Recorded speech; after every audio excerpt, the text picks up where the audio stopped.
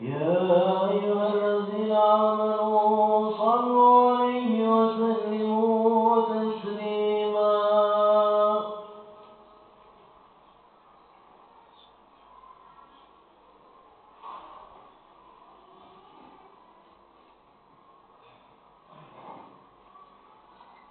السلام عليكم ورحمة الله تعالى وبركاته.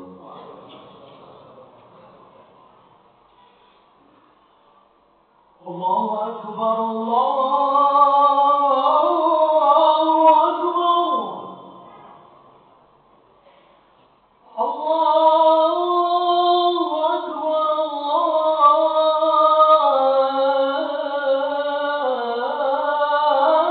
الله أكبر. أشهد أن لا إله إلا الله.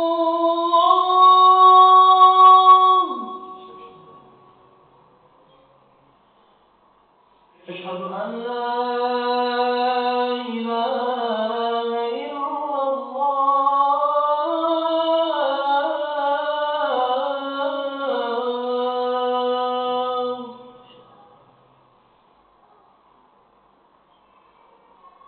أشهد أن محمدا رسول الله.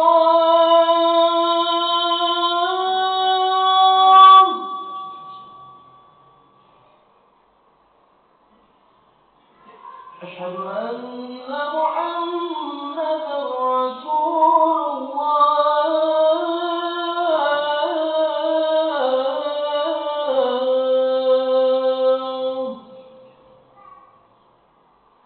حي على الصلاة.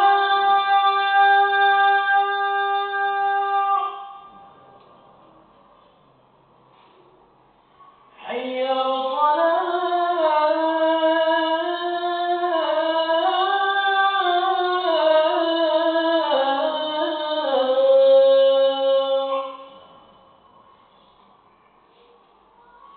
حي على الفلاح.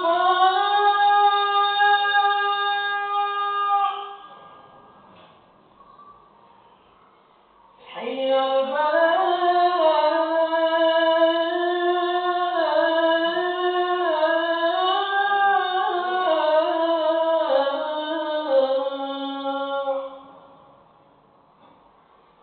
الله أكبر الله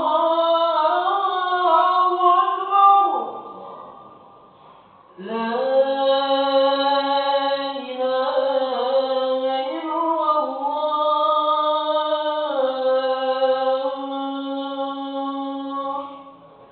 لا إله إلا الله.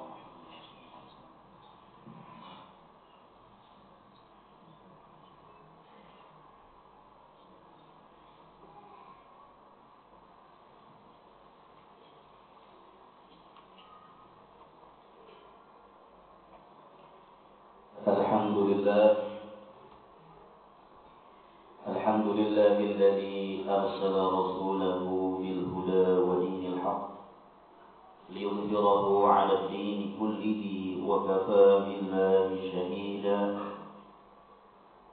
أشهد أن لا إله إلا الله وحده لا شريك له، وأشهد أن سيدنا ونبينا محمدا عبده ورسوله وصفيه من خلقه وحبيبه. فصلاة وسلاما عليك يا سيدي يا رسول الله، أنك قد بلغت الرسالة وأديت الأمانة ونصحت الأمة وكشفت من الأمة الغمة، وتركتنا على محجة البيضاء ليلها كنهارها لا يزيغ عنها إلا هالك. فيا عباد الله، أوصيكم ونفسي بتقوى الله فقد فاز المتقون. وقال تعالى في محكم تنزيله: أعوذ بالله من الشيطان الرجيم. بسم الله الرحمن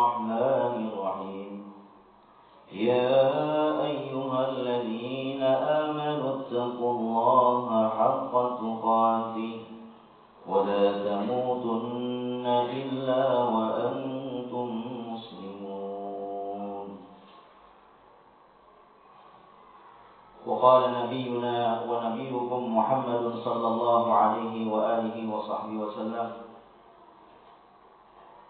اتق الله حيثما كنت وأتبع السيئة الحسنة تمحوها وخالق الناس بخلق حسن صدق الله العظيم وصدق رسوله حبيب الكريم ونحن على ذلك من الشاهدين والشاكرين والحمد لله رب العالمين. Pertama-tama tiada kata yang pantas kita ucapkan selain daripada rasa syukur kita kepada Allah Subhanahu wa taala dengan mengucapkan alhamdulillahi rabbil alamin atas segala limpahan nikmat karunia yang zahir, yang nampak maupun yang batin maupun yang tidak nampak. Ma na'lamuha wa ma la na'lamuha, apa yang kami, apa yang kita ketahui maupun apa yang tidak kita ketahui. Wa ma sabaqat minan ni'am, begitu juga apa yang dulu telah Allah karuniakan maupun yang nanti akan Allah karuniakan, maka tidak ada puji dan puja kecuali kepada Allah Subhanahu wa taala. Salawat berkirim salam tidak lupa senantiasa kita kirimkan, kita hadiahkan, kita aturkan kepada junjungan besar kita baginda Nabi Muhammad sallallahu alaihi wa alihi wasallam, pada para keluarganya, para sahabatnya, begitu juga kita semua para pengikutnya senantiasa mendapatkan salawat dan salam hingga akhir kiamat nanti. Amin ya rabbal alamin. Hadirin yang dirahmati oleh Allah Subhanahu wa taala, maka di atas mimbar, di atas podium yang mulia ini, di tempat yang penuh barakah dan rahmat dari Allah Subhanahu wa taala, khatib berwasiat kepada para jamaah dan khususnya kepada khatib sendiri agar kita senantiasa meningkatkan ketakwaan kita kepada Allah Subhanahu wa taala, yaitu dengan menjalankan perintah-perintah Allah dan Rasulnya dan menjauhi segala larangan-larangan Allah dan Rasulnya. Hadirin yang dirahmati oleh Allah Subhanahu wa taala, khatib teringat sabda Nabi Muhammad sallallahu alaihi wa alihi wasallam. Dalam suatu riwayat beliau bersabda kepada para sahabatnya yang berbunyi, "Allimu auladakum thalatha khisalin, hubba nabiyyikum wa hubba ahli baiti wa qira'atul Qur'an." Nabi Muhammad sallallahu alaihi wa alihi wasallam 1400 tahun yang lalu memberi wasiat kepada kita melalui lisan para sahabatnya, yang beliau bersabda, "Allimu auladakum," ajarilah anak-anak kalian, salasa khisalin, 3 perkara. Yang pertama adalah hubba nabiyikum, yaitu cinta kepada Nabi Muhammad sallallahu alaihi wasallam. Cinta merupakan sebuah dimensi di mana dikatakan oleh para ulama ini merupakan dimensi di atas dari segala dimensi. Bahkan ulama sufi mengatakan rufi'atit taklif, maksudnya rufi'ati ahkam taklif, diangkat itu hukum-hukum taklif. Kapan? Ketika seorang sudah mencintai Allah dan Rasulnya. Hukum-hukum taklif yang kita kenal sebagai halal, haram, wajib, dan lain sebagainya, yang itu merupakan muta'alliqun bil ibad, bi af'alil ibad, dengan segala perilaku tindak tanduk manusia, itu semuanya tergantung, itu semuanya termaktub dan tercatat sebagai hukum-hukum taklif. Maka ketika orang sudah mencintai Nabi Muhammad sallallahu alaihi wasallam, akan terangkat itu hukum-hukum. Tidak ada lagi apa itu wajib, apa itu sunnah. Yang ada hanyalah ittiba'un Nabi, mengikuti Nabi Muhammad sallallahu alaihi wasallam. Bagi seorang muslim yang biasa sholat 5 waktu mungkin berat bagi dia untuk bangun subuh, melaksanakan sholat zuhur pada siang hari, sholat asar selesai dia dari kerjanya, maghrib sepulang kerjanya, isya dia sudah mengantuk. Maka kewajiban ini sebagai seorang muslim yang biasa sangatlah berat. Namun tidak bagi para pecinta. Bagi para pecinta tidak ada kewajiban, tidak ada kesunahan. Yang ada ibadah adalah murni karena cinta kepada Nabi Muhammad SAW. Murni karena mengikuti sang idola, murni karena mengikuti sang Nabi, murni karena kecintaannya kepada baginda Nabi Muhammad SAW. Hadirin yang dirahmati oleh Allah Subhanahu wa taala. Maka sedih rasanya bila syighar ataupun diksi di dalam hadis ini disebutkan ajarilah anak kalian. Itu yang dikatakan Nabi kepada para sahabat. Maka secara kontekstual yang diajak bicara adalah seorang sahabat yang tentunya adalah cintanya kepada Nabi Muhammad merupakan cinta yang luar biasa. Namun apakah konteks ini bisa kita lakukan sebagai muslim pada zaman sekarang? Mari kita berkaca. Apakah kita bisa mengajarkan kepada anak-anak kita cinta kepada Nabi Muhammad? Mari kita bercermin. Bisa jadi justru kita yang mesti belajar. Para orang tua yang mesti belajar. Orang tua sendiri, orang tua yang muslimin dan muslimat masih banyak yang tidak paham, yang tidak mengerti tentang sosok Nabi Muhammad SAW. Hadirin yang dirahmati oleh Allah Subhanahu wa taala, maka tidak heran jika kita lihat anak muda sekarang, remaja sekarang, banyak yang pikirannya kosong, hatinya kosong, orientasinya tidak jelas, pandangan hidupnya buram, karena mereka tidak punya sosok panutan, mereka tidak punya sosok idola, mereka tidak dikenalkan kepada sosok baginda Nabi Muhammad SAW.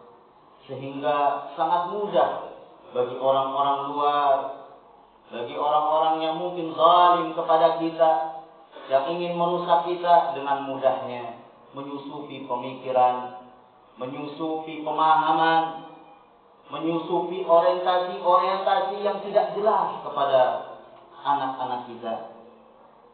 Hadirin yang dirahmati oleh Allah Subhanahu wa taala, maka bisa kita saksikan bagaimana cara berpakaian anak-anak kita, bagaimana cara berbahasa anak-anak kita, bagaimana model rambut anak-anak kita. Semuanya telah disorientasi dari apa yang diajarkan oleh Nabi Muhammad SAW. Hadirin yang dirahmati oleh Allah Subhanahu wa taala. Kemudian yang kedua adalah mencintai daripada ahli bait Rasulullah SAW, yaitu jika diterjemahkan sebenarnya sangat Hashim, ahlul bait di dalam hadis Nabi Muhammad yang lain itu adalah keturunan dari Fatimah Zahra dan Sayyidina Ali bin Abi Thalib. Namun yang perlu digarisbawahi bahwa definisi-definisi tersebut semuanya saling berkaitan. Kita harus mencintai sesama muslim yang itu merupakan keluarga Nabi Muhammad SAW. Kita mencintai juga keturunannya yang benar-benar lurus di jalan Allah Subhanahu wa taala. Kita juga mencintai kepada para ulama-ulama sebagai pewaris Nabi Muhammad SAW. Yang terakhir, hadirin yang dirahmati Allah Subhanahu wa taala, qiraatul Quran. Qiraatul Quran yaitu membaca Al-Quran. Hadirin, kita di akhir zaman ini tidak ada wirid yang bisa kita lakukan selain bersalawat kepada Nabi Muhammad dan membaca Al-Quran. Al-Quran merupakan penerang bagi hidup kita. Al-Quran merupakan jalan dan pedoman bagi muslimin dan muslimat. Al-Quran yang diturunkan oleh Nabi Muhammad kepada Nabi Muhammad SAW merupakan cahaya yang apabila kita baca di rumah, apabila kita baca di suatu tempat akan menjadi bercahaya. Begitu juga hati yang membaca Al-Quran, maka senantiasa diberikan cahaya oleh Allah Subhanahu wa taala. Hadirin yang dirahmati Allah Subhanahu wa taala, saya mengingatkan ada suatu sunnah dari Nabi Muhammad SAW. Barang siapa dia yang membaca 7 Al-Fatihah, 7 surat Al-Ikhlas, 7 surat dari Muawwidzatain yaitu An-Nas dan Al-Falaq di akhir daripada dia salat Jumat, maka Allah Subhanahu wa taala akan memberikan kepadanya kemudahan-kemudahan di dalam hidup, berikan kepadanya juga rezeki yang lancar dan dijauhkan daripada bala dan musibah. Maka bagi para jemaah yang ingin mengikuti ba'da salatil Jum'ah, maka sangat dipersilakan kepada para jemaah sekalian. Barakallahu li wa lakum fil Qur'anil 'azim wa nafa'ani wa iyyakum bima fihi minal ayati wa dzikril hakim. Wa taqabbalallahu minni wa minkum tilawatahu innahu huwal ghafurur rahim. Allahumma salli wa sallim ala sayyidina wa habibina wa syafi'ina wa zuhrina wa maulana Muhammad wa ala alihi wa sahbihi ajma'in. Walhamdulillahi rabbil alamin.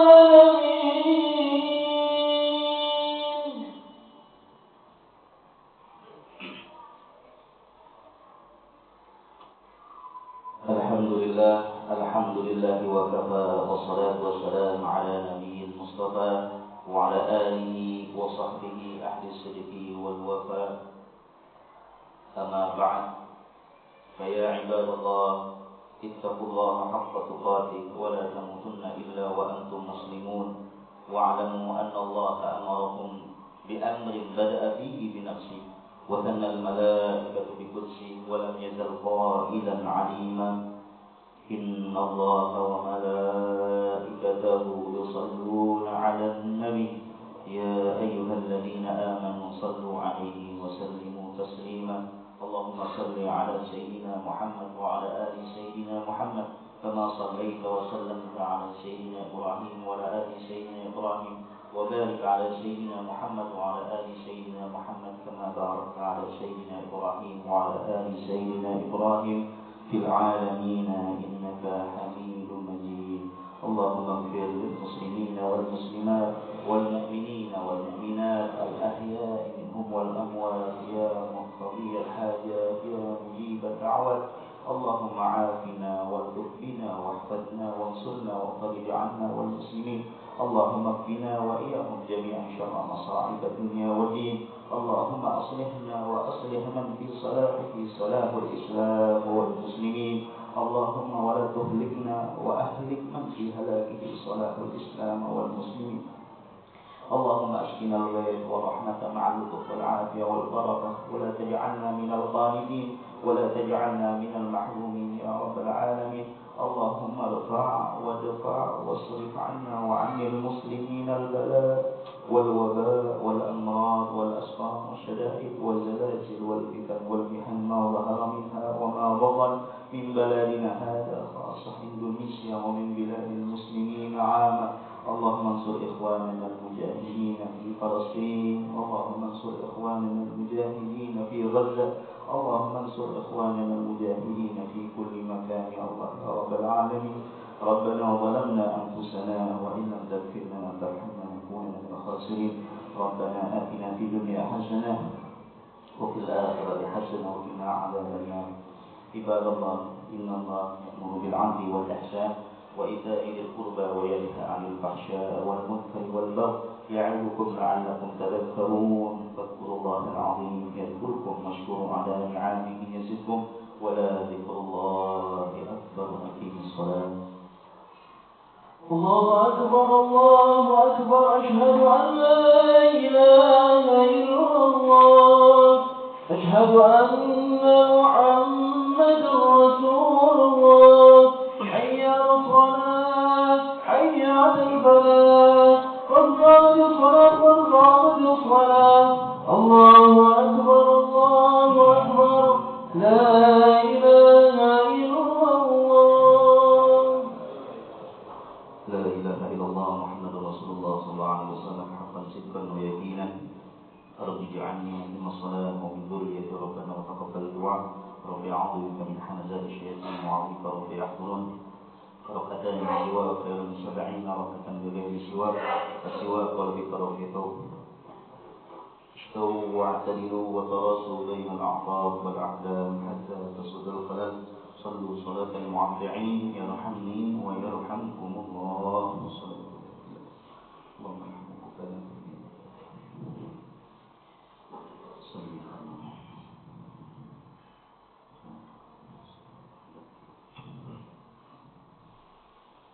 الله أكبر.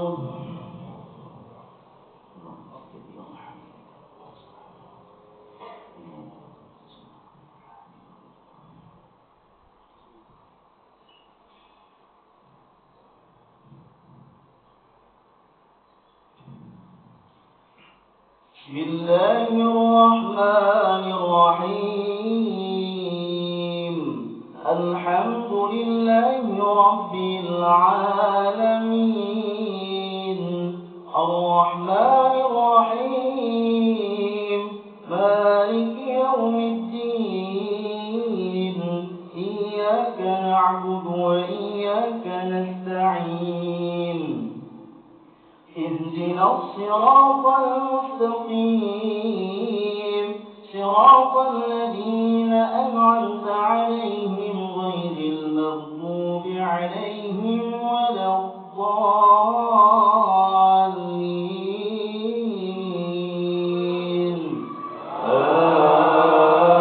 آمين.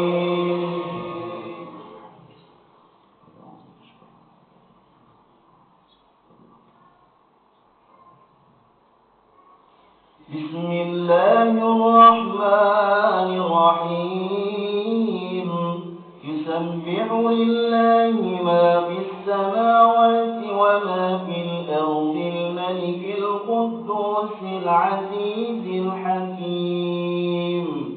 هو الذي بعث في الأميين رسولا منهم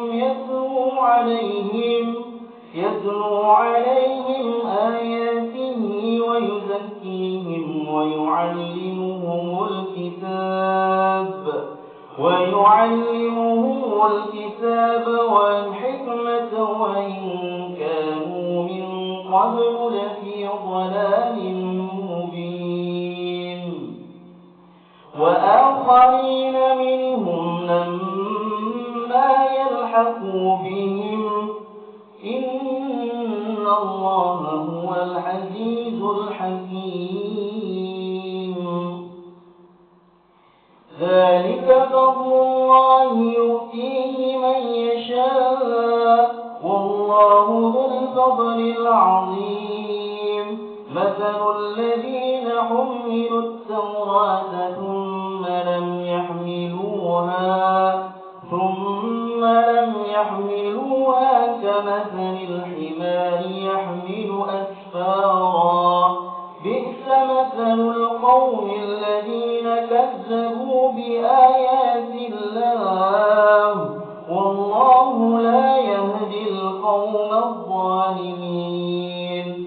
قل يا أيها الذين هادوا إن زعمتم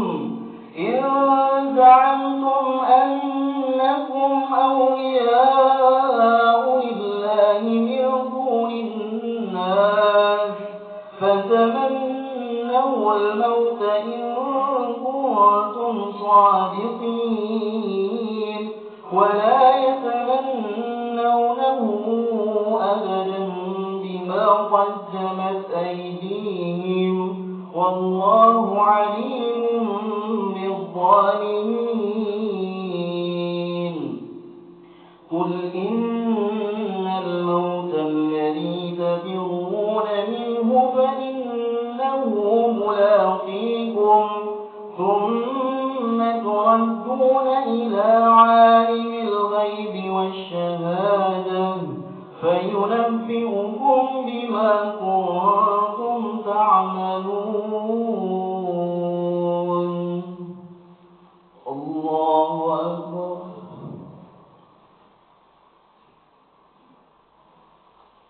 سمع الله لمن حمده الله أكبر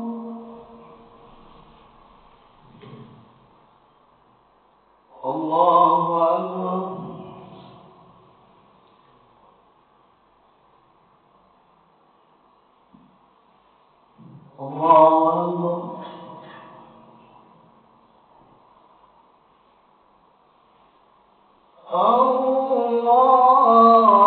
الله أكبر بسم الله الرحمن الرحيم الحمد لله رب العالمين الرحمن الرحيم مالك يوم الدين إياك نعبد وإياك نستعين اهدنا الصراط المستقيم صراط الذين أنعمت عليهم غير المغضوب عليهم ولا الضالين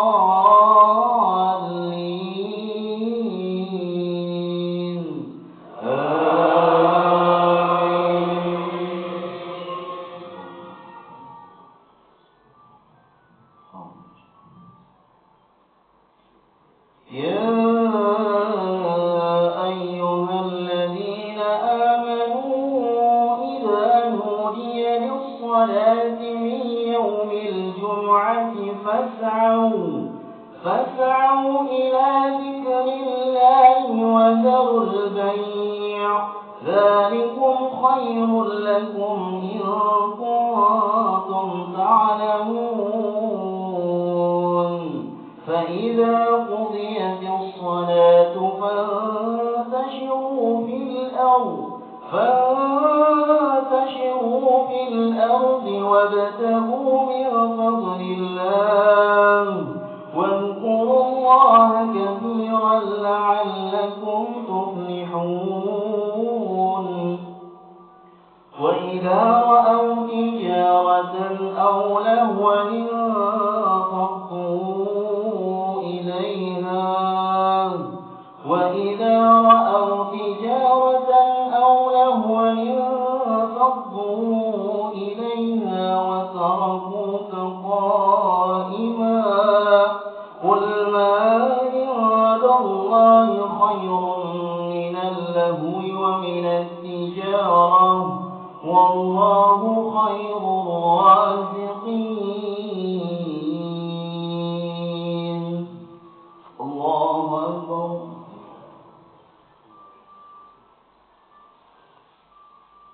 سمع الله لمن حمده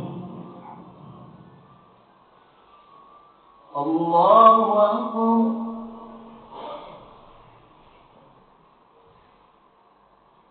الله أكبر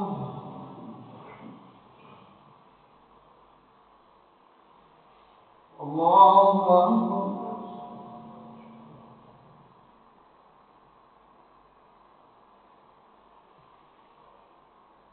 الله أكبر.